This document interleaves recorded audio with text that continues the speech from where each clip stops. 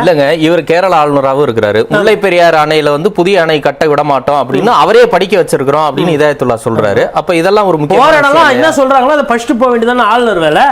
அதே ஆர்என் ரவி செய்யல. ஆர்என் ரவி தான் நான் சொன்னேன் அவர் செய்ய மாட்டாருன்னு.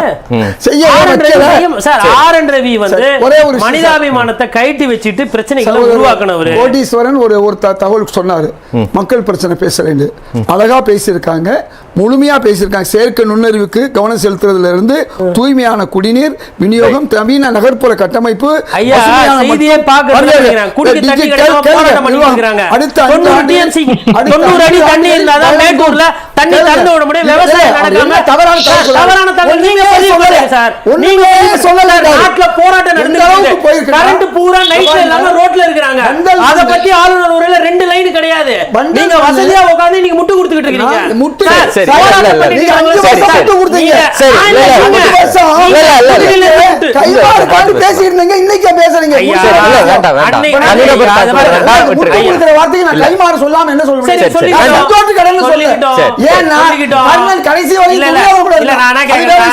என்ன சொல்ல வரேன், பண்டல் மண்டை இது வரைக்கும் விலை கொடுத்து வாங்குறாங்க.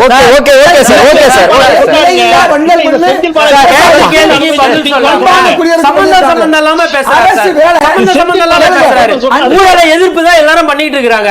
நானா சொல்றேன் ஐயா, தாவேக்கால இருக்கிறவங்கள இவ்வளவு வந்து பேசுறது கிடையாது. 5 வருஷம் நானா சொல்றேன்